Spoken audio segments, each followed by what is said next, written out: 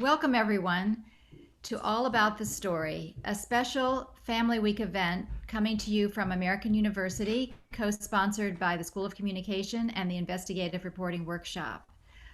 I'm Lynn Perry, Managing Editor of IRW and a professor here at the school. IRW publishes long-form stories and gives the next generation a chance to do hands-on reporting. So we're combining the practice of journalism with academia. And I'm so excited to introduce tonight's speaker, who is also an esteemed member of our advisory board. This evening, you'll meet Leonard Downey Jr., the former executive editor of the Washington Post. His new book, All About the Story, gives readers a behind-the-scenes look at the thousands and thousands of decisions that go into every story, from reporting to editing, even when the government doesn't want you to do so. Len and the staff won 25 Pulitzers under his watch. He'll be in conversation tonight with Dr. John Watson, a professor in the School of Communication who teaches communication law and journalism ethics. Dr. Watson is a former reporter and lawyer who was honored in 2018 by the National Association of Black Journalists with the Ida B. Wells Award, which is given annually to individuals whose contributions help make newsrooms more diverse. He's also the author of a book, Journalism Ethics by Court Decree.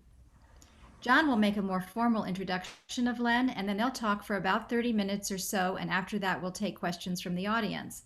You can submit questions before then by using the Q&A function at the bottom of your screen. And once we start that portion of the program, we'll take as many questions as we can. In the chat function at the bottom of your screen also, you'll find more information about the book, All About the Story. Thanks again for joining us, and I'll turn it over now to Dr. John Watson. Thank you, Lynn. I get the honor of introducing Downey Jr., who has spent his entire journalism career at the Washington Post, where he started as a summer intern in 1965. He soon became a prize-winning investigative reporter on the newspaper's Metro desk. In 1974, when he was assistant editor for Metropolitan News, Downey oversaw the paper's Watergate coverage.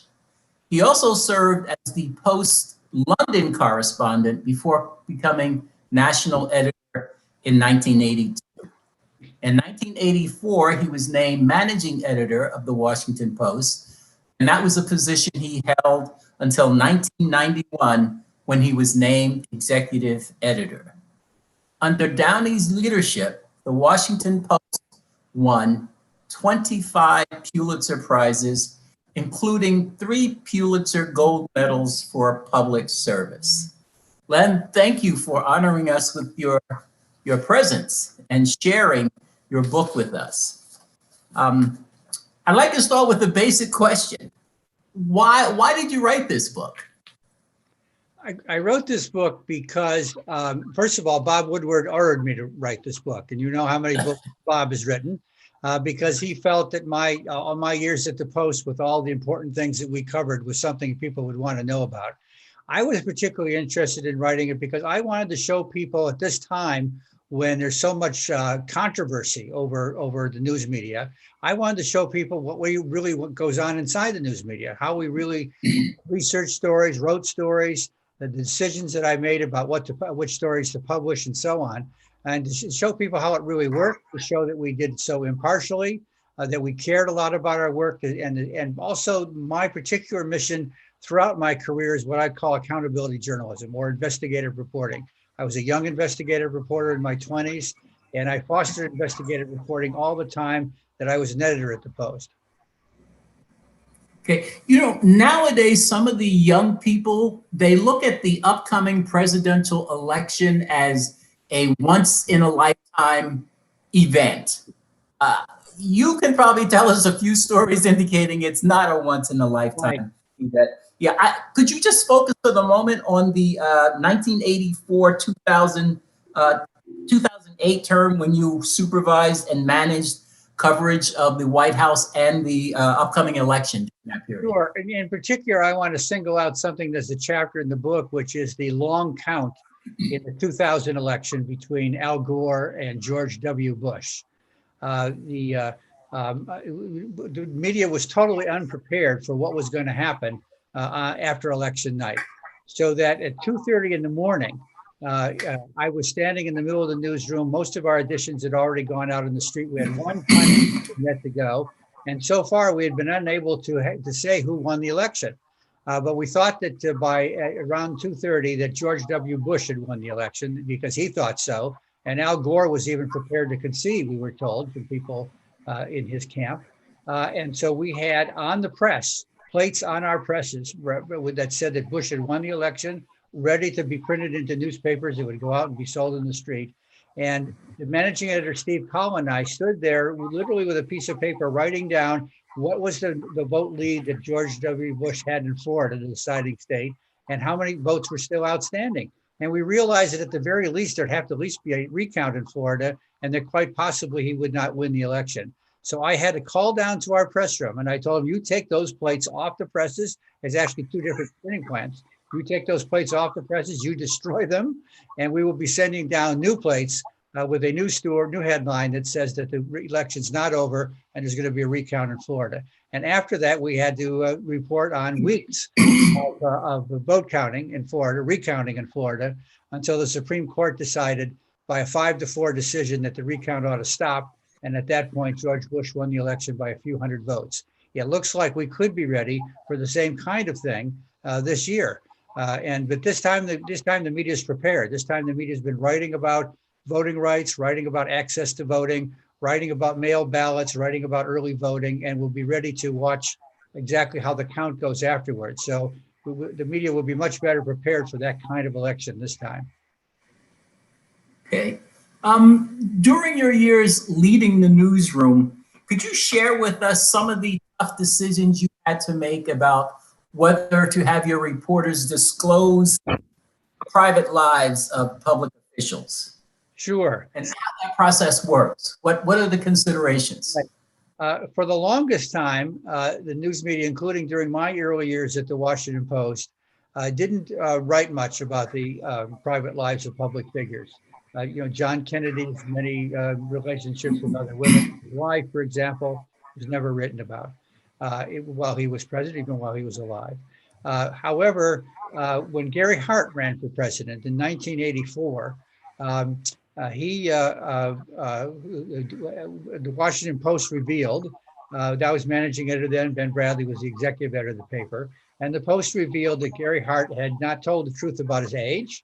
On official documents, he had his age 1 year younger than his actual age, which we were able to prove. And secondly, that he changed his name from Gary Hart Pence to Gary Hart, despite the fact that his family wasn't in agreement about that. He lied about that, saying his family agreed to that because he wanted to shorten his name to run for president.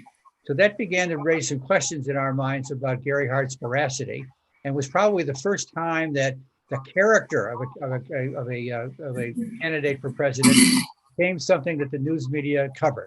It had not been done so before. Now it's commonplace, obviously. And then later on, it surfaced that he was, the Miami Herald found that he had been spending an overnight in a house in Washington with a woman who was not his wife. And that led to his being questioned about whether or not he was infidelities with his wife. As we were working on that reporting, we found out that there was a woman in Washington, who I still don't name to this day, who was having a regular relationship with Gary Hart. She thought she was the only one. And it turned out that she was somebody who was known to journalists, including Ben Bradley. And Ben Bradley was able to call her, and she acknowledged her relationship with Gary Hart. She did not want her name used. We honored that. And we were checking that out with Hart's campaign when Gary Hart decided he better not run for president. He dropped out. And that was a big change. It was a controversial change. There were, while much of the media was covering that, other parts of the media were saying this is something that ought to be private about the private lives of public figures.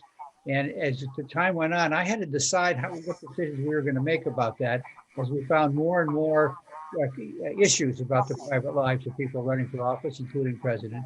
And I finally came down with the formula that, first of all, is it true? Because we were often being given rumors about people running for president and other offices that actually weren't true, but their enemies, their political enemies, were trafficking in these rumors. So if it's not true, we dropped it. If we think it might be true, but we can't prove it, then we still don't have a story. And there's one senator that I felt that very certain that what we were told was actually true, but we couldn't prove it, so we dropped it. Then, however, if it's true and if we can prove it, then is it relevant to the character of the person running for president and what they might do in office? And that was tested when Bob Dole ran against Bill Clinton. And Jennifer Flowers had already gone public saying that Bill Clinton had an affair with her. So that was a potential issue in that campaign. And we wondered, is Bob Dole going to use that as an issue against Clinton?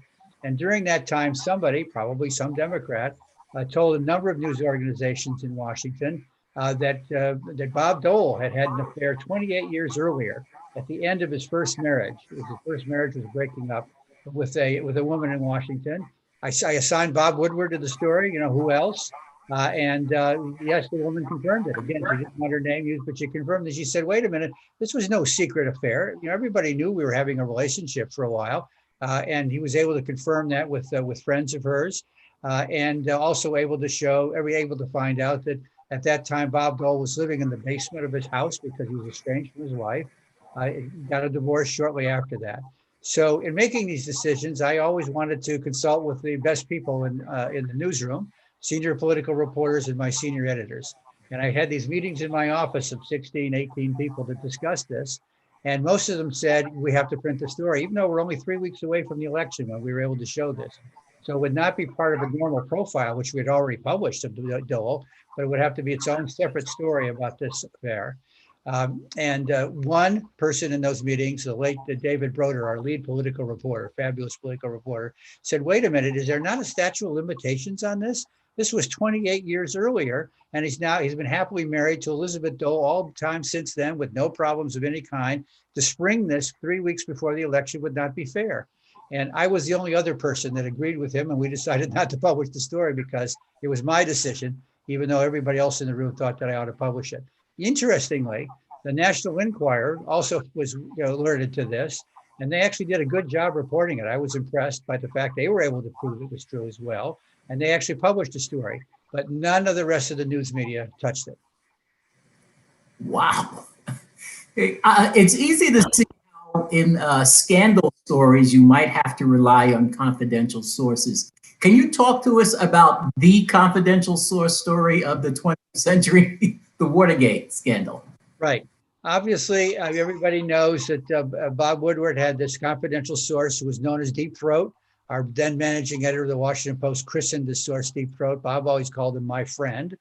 I didn't know who he was either. And Ben Bradley didn't know who that source was either, which was okay because we published nothing from that source alone. That source would give Bob tips.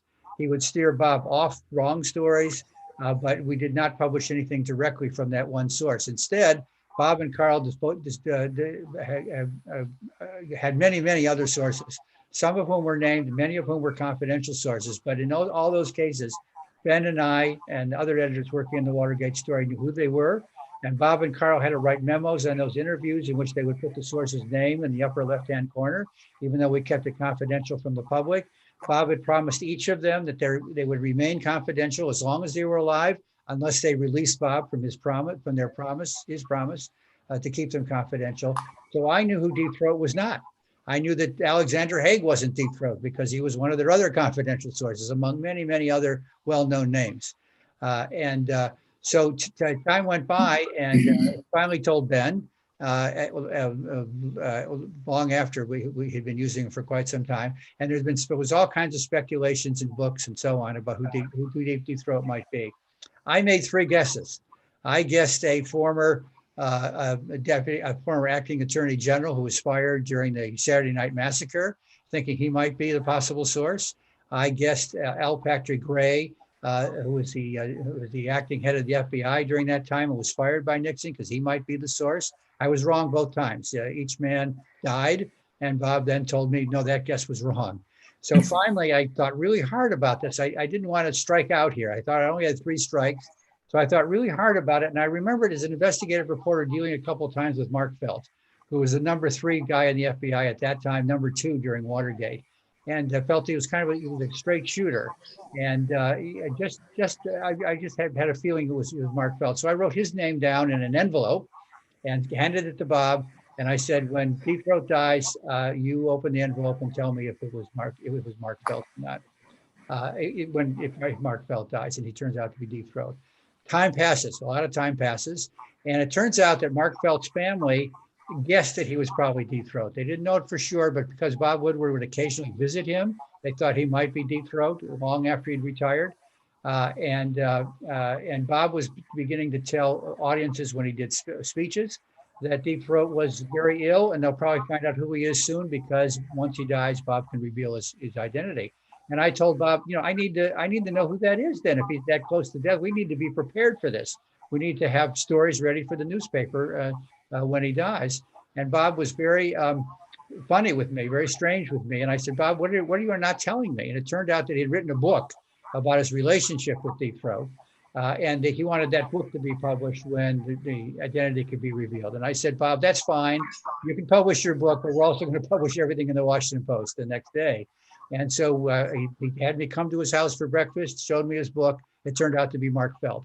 Then more time goes by, and Mark Felt's family decides they want him to be known as Deep Throat before he dies.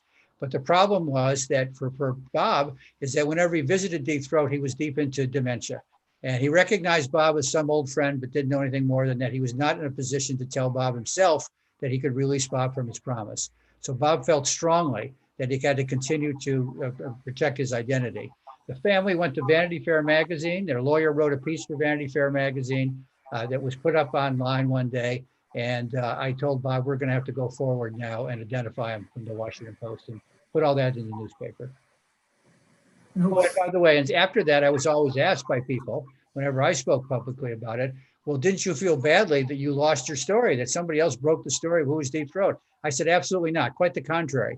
The fact that we kept our promise, even as the family was about to make it public, showed that no matter what, a Washington Post reporter would protect a confidential source. And that would be very important for all Washington Post reporters in perpetuity. Yeah, I recall that during the years afterward, a number of journalists and scholars were trying to identify Deep Throat. Yeah. What did you think of that effort, particularly by journalists, to unmask a confidential source? Well, none of them were active journalists. None of them were working for other newspapers or networks. They were, journalists had gone into academia who wrote books. Also government figures who wrote books speculated. John Dean speculated wrong a couple times about who Deep Throat might be, for example. And so I thought that was fair game. It's just that none of them ever got it. Yeah, okay, that's very magnanimous. I would have been quite upset if someone was trying to reveal a confidential source. So you're a better man than me, easily. Okay, on a softer subject, like the wedding of Charles and Diana, did you or the Post play any significant role in that coverage? Well, I was a London correspondent at the time, and this is a good lesson for any student journalists who are on this podcast. I was not able to study up on Britain the way I wanted to before I went over there, because Jonestown happened. The Jonestown Massacre in Guyana happened. And because I was in between assignments, I was between being local news editor and going to London, I was sent down there and wound up covering that.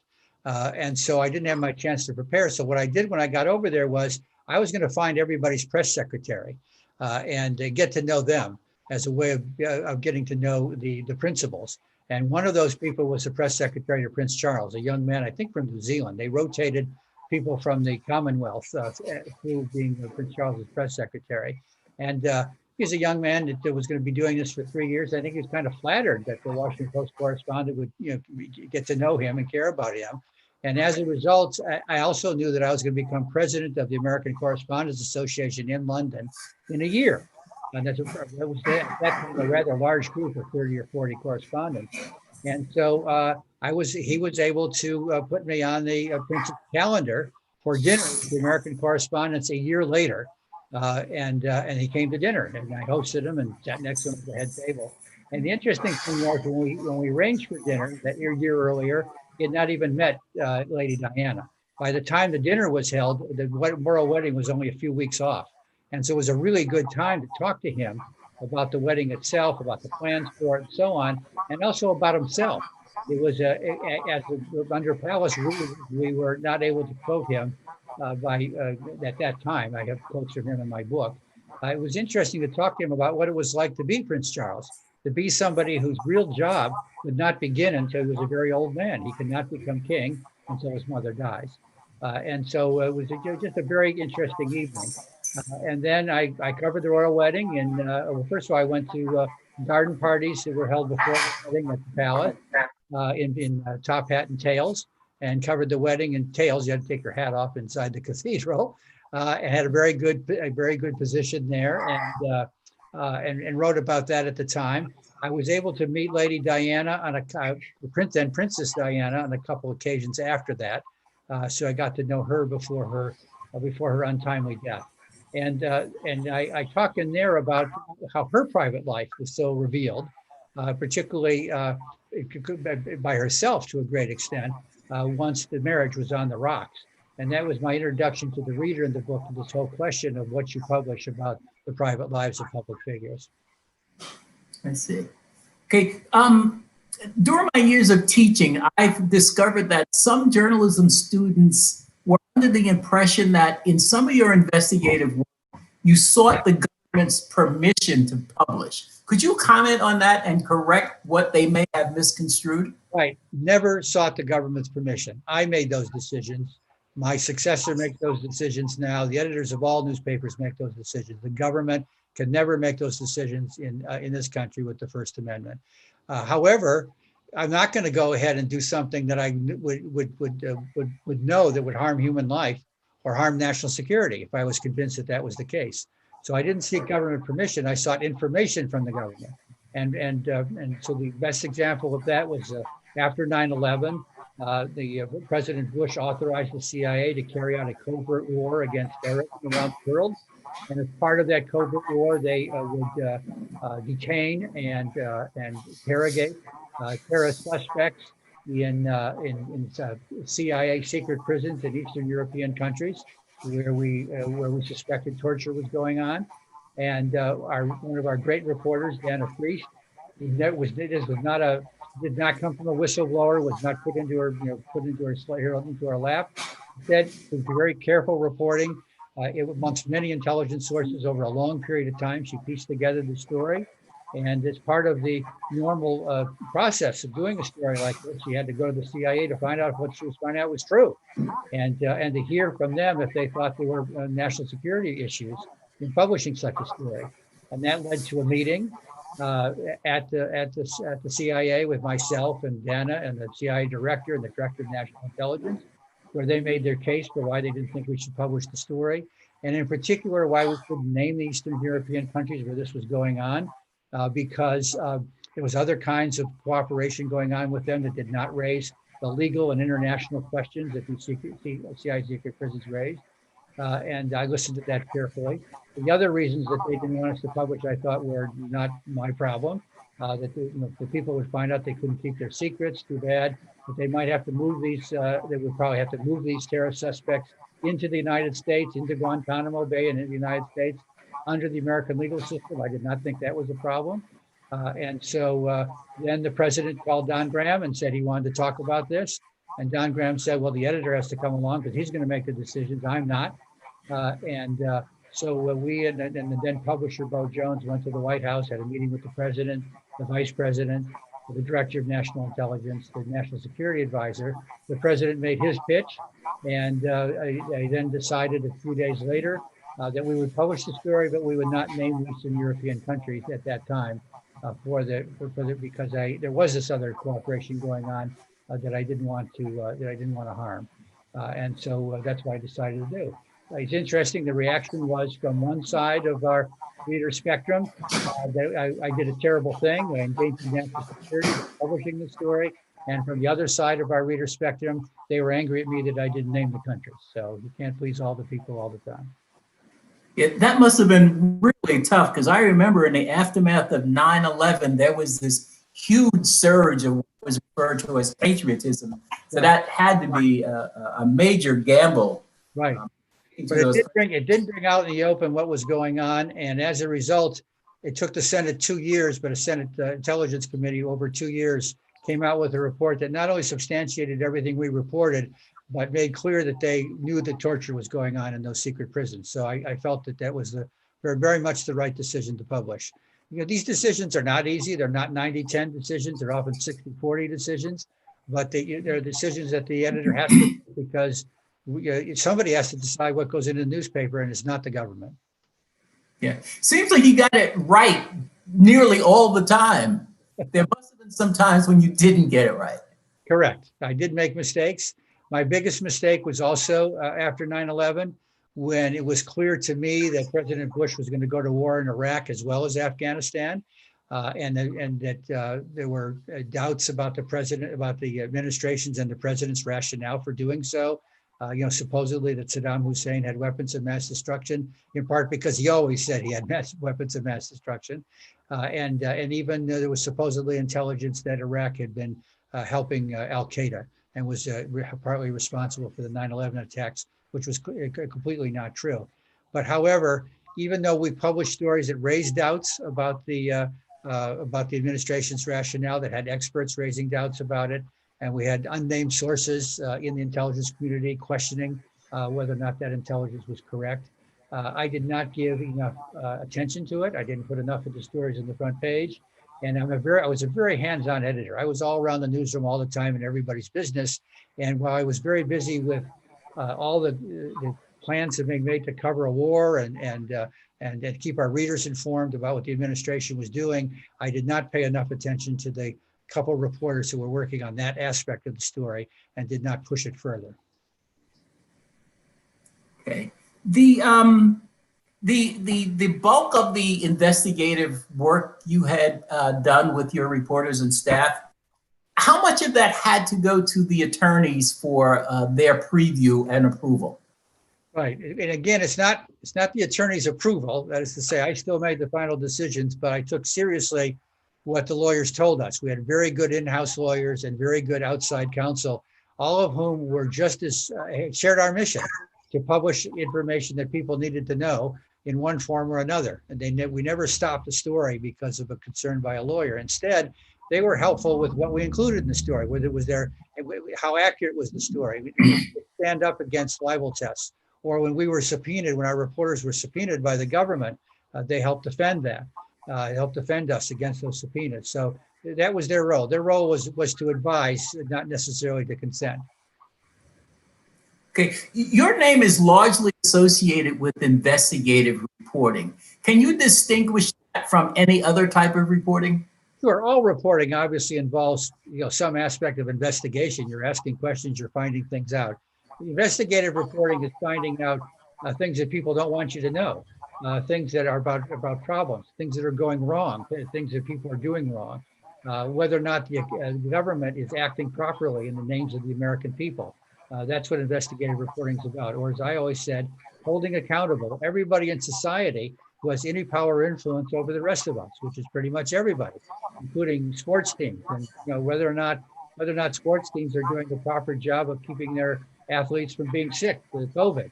And infecting each other, for example, is something that's going on right now. Or has the White House come clean about exactly what the president's condition is and how so many people in this administration have been infected with COVID?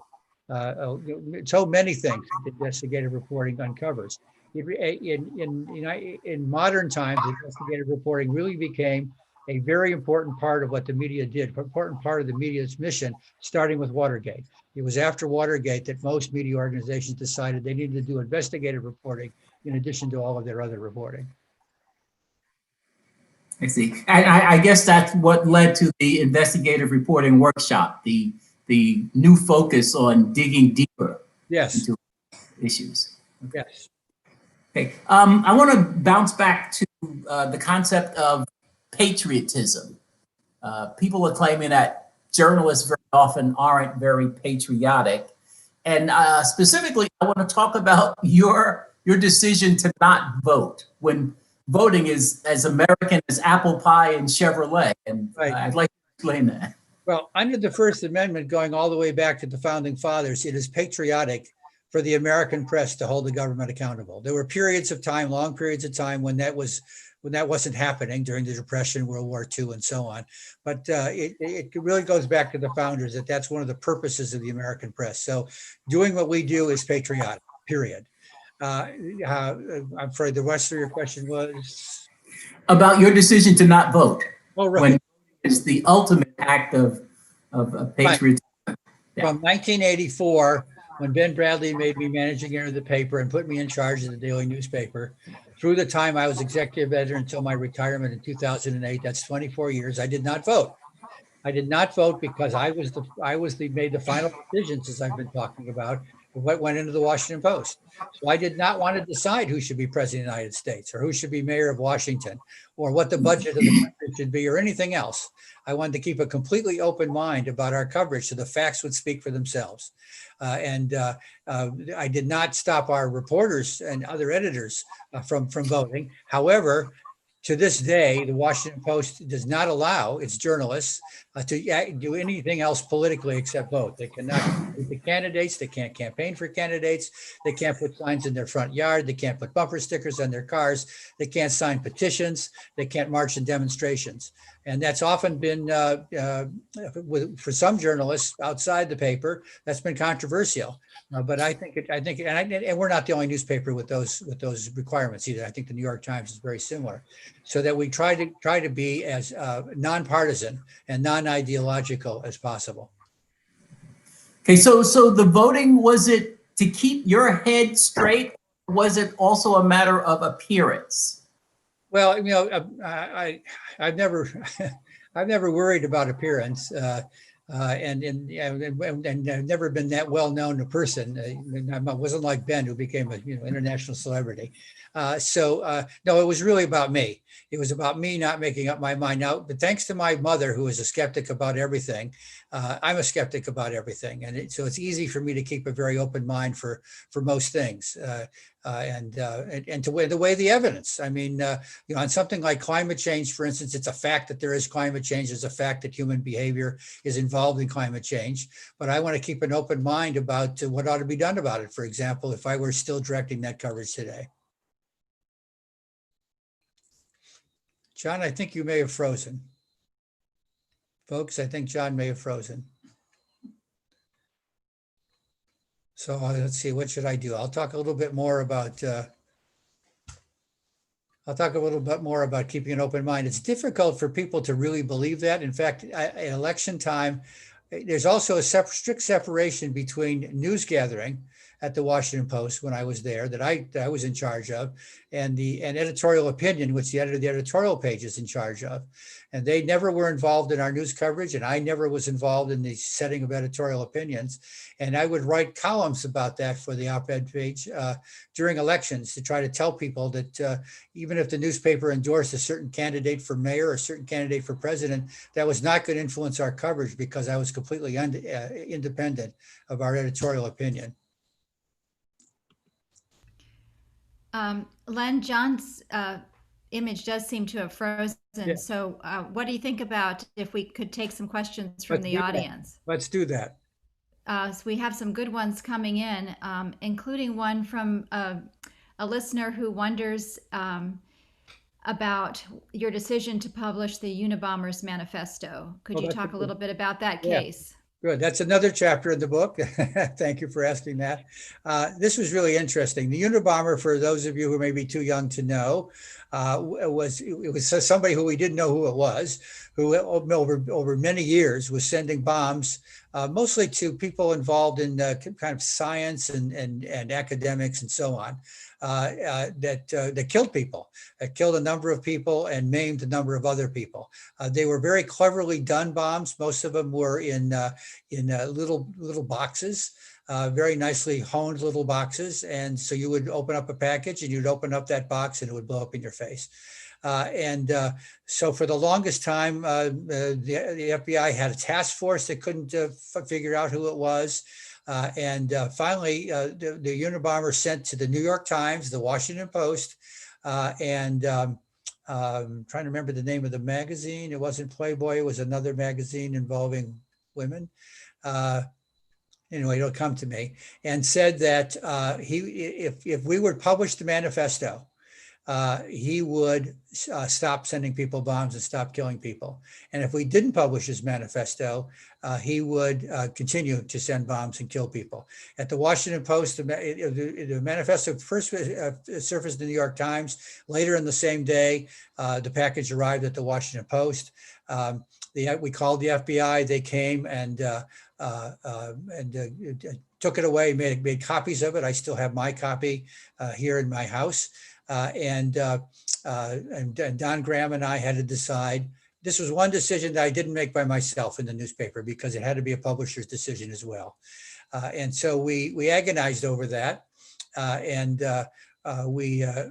he conferred with the New York Times, and we decided that it would be a joint decision by the two newspapers, not something competitive. And otherwise, the papers were competitive. We wrote stories about the contents of the manifesto. It was a very, very long manifesto, many, many pages. And described it to readers and so on. Finally, the FBI had us down for a series of meetings at the FBI headquarters, at which the FBI task force told us what they had found out so far. They were able to make replicas of the little boxes that the bombs were in, which was very impressive. They gave us their what they felt was their psychological profile of the bomber, which turned out to be completely wrong. They thought he was on the West Coast. They thought he was younger and a kind of left-wing ideologue. Finally, we had a meeting trying to decide and he set a deadline.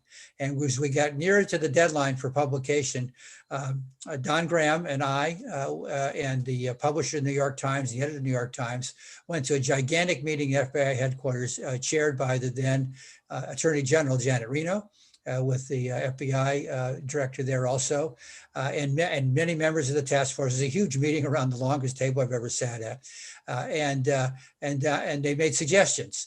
And their first suggestion was that we have it published as a pamphlet that could be sold, particularly on the West Coast, where they thought the Unabomber might buy it and they could catch him. And Don cleverly thought, well, first of all, we thought, you couldn't distribute a pamphlet widely enough to make sure that it would be seen by the Unabomber. And second of all, Don pointed out, having so many authors like myself on his staff, that if the Unabomber wasn't satisfied with where it was being distributed, he would want to come back and say, you got to distribute it differently, as though we were his publisher. And we didn't want to become the Unabomber's publisher in perpetuity. So finally, Don came up with the idea that if we published it along, newspapers used to have lots of inserts every day. Some of them still have some inside advertising inserts from advertisers. And we would publish it as an advertising insert inside the newspaper, not as part of the newspaper itself, not in the same typeface, different kind of type, et cetera. And only in the Post. The New York Times was kind of reluctant to publish it at all, but they shared the cost. And we did send copies of the newspaper out to the West Coast, and some young man went to buy one of them and was apprehended briefly by the FBI, turned out to be the wrong person. And so for a while, and we were criticized by journalism professors, which is a funny thing for me to say now that I've been a journalism professor for more than a decade. But most journalism professors criticized us for publishing this, for giving in to the Unabomber's demand. But as it turned out, the Unabomber's younger brother and the younger brother's wife came across the manifesto, dug back into letters that their brother had sent them before he stopped writing them, and decided he probably was the Unabomber, and turned him into the FBI as a result of our publishing the manifesto. So that made me feel comfortable. I felt comfortable at the time it was the right decision, because it clearly wasn't part of the newspaper, and because of the nature of it. The other criticism was that having done that, other terrorists would probably try to do the same thing. It never happened again. Yeah, and then that became a heartbreaking story of its own, with the brother's decision to turn in his own brother. Right. And he wrote a book about it. It's a very fine book. Yes. We have a question about whether you can cite an impactful investigative story published maybe by a local news outlet that you have come to admire. Oh, there's so many of them all over the country. It's, about police shootings, about municipal corruption, about courts that aren't working, about juvenile justice problems, about doctors for university athletic departments who were abusing students, both male and female. All came from local newspapers around the country, and it's interesting because, in fact, it's important. Because at a time when so many local newspapers are shadows of themselves because of the economic problems, their newsrooms have been cut drastically, they still seem to find time, so many of them, to find some resources to do investigative reporting. So when you see the Pulitzer Prizes and other prizes nowadays, you see so many good investigative projects from local newspapers around the country. That's so true.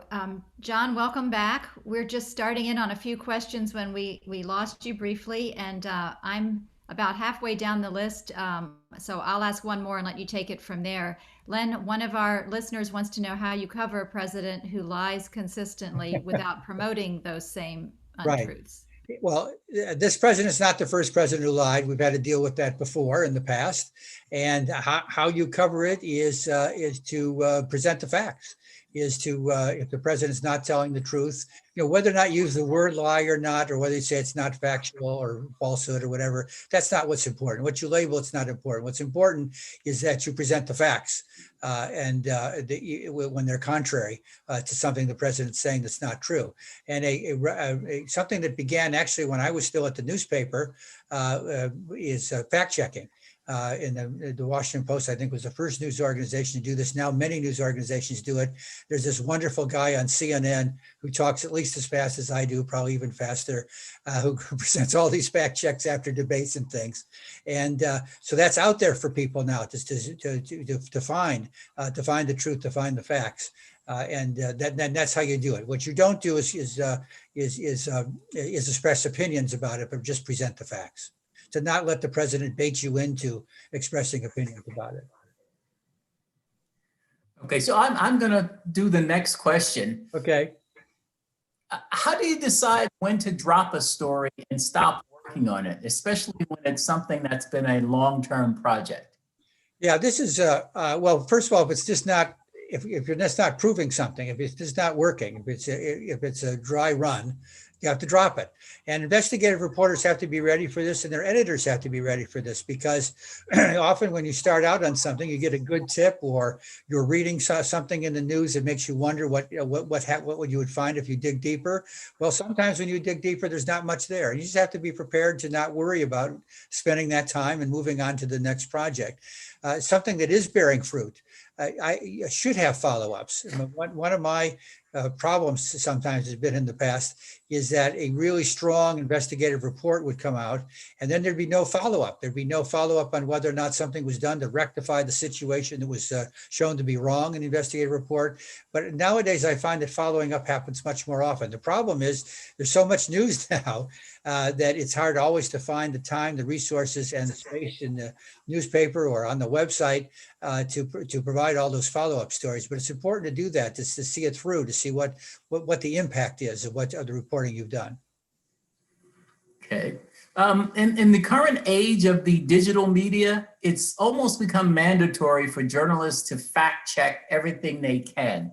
In investigative and breaking news stories, how many sources should a journalist verify information with over the course of trying to cover a breaking or developing story? As many sources as you need to know that these are the facts. And so that, that's probably a minimum of two. There can be who knows how many, because different sources may provide different parts of the story for you. So you want to dig as deeply as you can. Bob Woodward's famous method is to always go back, always go back, always go back, always ask at the end of the interview, who else should I talk to about this? Who else knows something about this? It's also important, which is not done often enough, to say in the story, because you're not going to find out everything, your first time out, to say in the story, here's something we don't know yet. Here's something that's not known yet. That's both being honest to the reader and helping them appraise what you've reported, but it also may bring, now in this day and age of digital conversations, it may also bring forward new information from people. David Ferenthold, a Pulitzer Prize winning reporter at the Washington Post who covers Trump businesses and the Trump Foundation, would actually go on Twitter and say, here's what I know. Here's what I know about the foundation grants so far, the Trump Foundation grants. And here's what I don't know. Can somebody help me with this? And so the audience would provide help. People who knew something would contact him and tell him something more. So it's important to also say what you don't know as well as what you do know. See, I don't know if someone asked this question when while I was bumped offline, but the concept of objectivity is being tampered with or massaged or evolved right now. What's your take on that process? I'm iconoclastic in never having believed in objectivity. Although when Judy Woodruff interviewed me for another one of these events last night, she said she doesn't either. So that makes me feel better. I'm not alone, because it's impossible to be objective. You know, even when I didn't vote and to keep an open mind, there's no such thing as being completely objective. Also, there's no such thing as two equal sides to most stories. For early on in the early coverage of climate change, for example, it was equal space was being given to climate change deniers, along with the scientists who said there was climate change. So instead, what I always believed in was pursuit of truth and being accurate and being fair in your stories. And I still think that's the important thing to be accurate and fair and have an open mind. Could you talk a little bit about the new dangers journalists face when they're covering protests? And could you also focus some of the ethical implications of covering protests? Right. Well, I covered protests back during the Vietnam War. There were huge demonstrations in Washington. There's never been as big demonstrations as that since. More than 1 million people sometimes on the streets, completely on the streets downtown. Government buildings were shut down, but demonstrators were doing things that the government thought presented a danger to their government buildings, and so they were tear gassed. During the riots, Martin Luther King assassination riots in 1968, again, I was out in the streets. There was tear gas and so on. So these kind of dangers have been present in the past, and also in the past there have been times when the police would arrest journalists who are just trying to do their jobs when they were in the midst of rioting or demonstrations, and so these are risks that journalists take, and it's also important for the public to join journalists in making sure that journalists are not mistreated when they're trying to cover the news for them, as a number of journalists have been during the demonstrations this year, where police have clearly singled out journalists and have beaten them and arrested them when they were obviously doing their jobs, when they had video cameras in their hands, obviously broadcasting during the broadcasts. And so that sort of thing is wrong and ought to stop.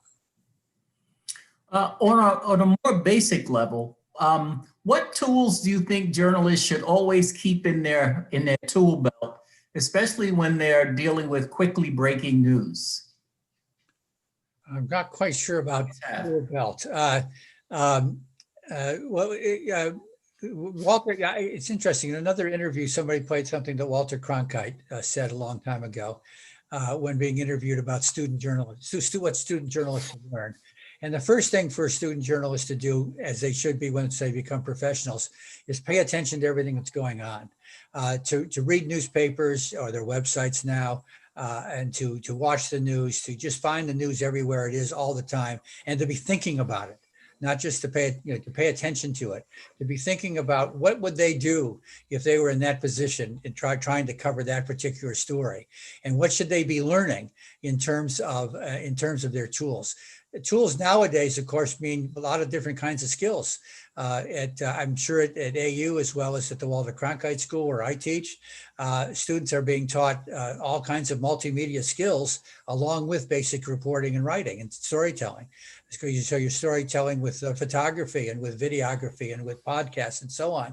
So there's a lot more different kinds of skills to have. And the more skills you do have, the better chance you have of getting a good job when you get out of school, because a lot of the older journalists don't have all these skills.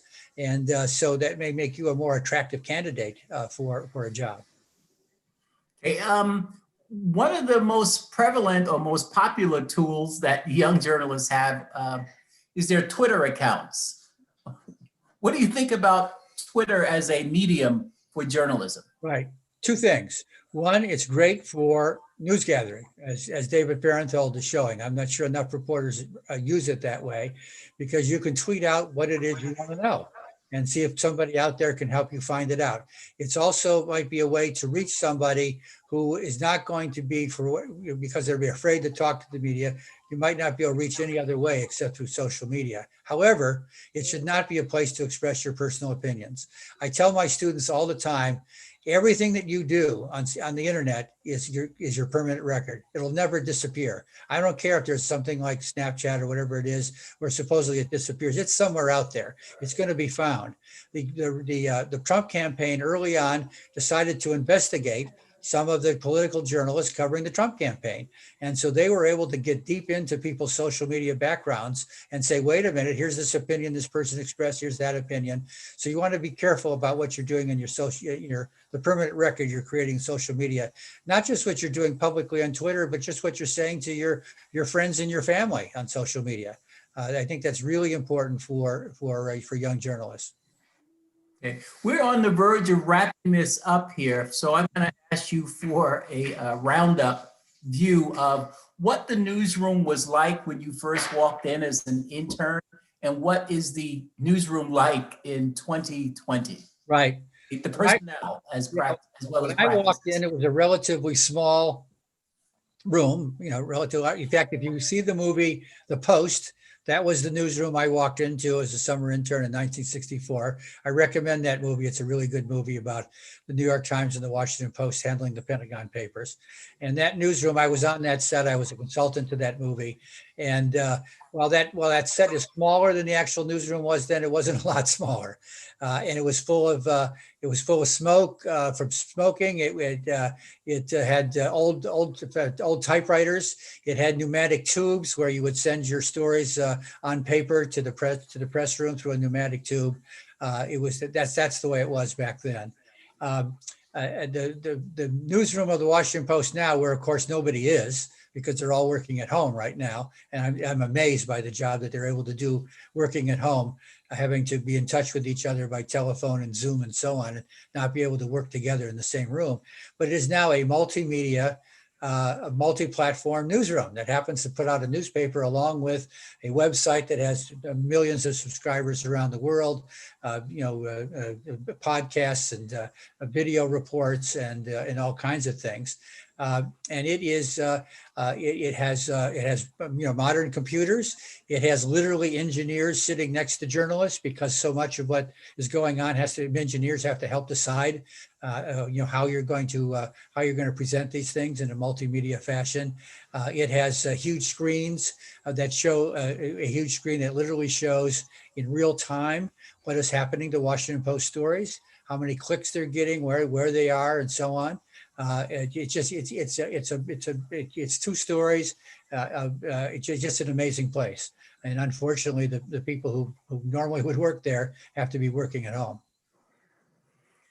So, Len, I want to thank you, really thank you for sharing your thoughts with us today and for serving on the advisory board of the Investigative Reporting Workshop here at American University.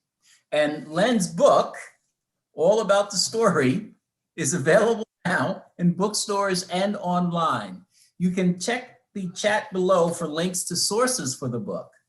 So on behalf of the Investigative Reporting Workshop and the School of Communication, thanks to all of you who joined us today and asked questions. To learn more about the work taking place here, please sign up for the IRW newsletter and follow us on social media. Thank you all and have a good evening. Thank you, John.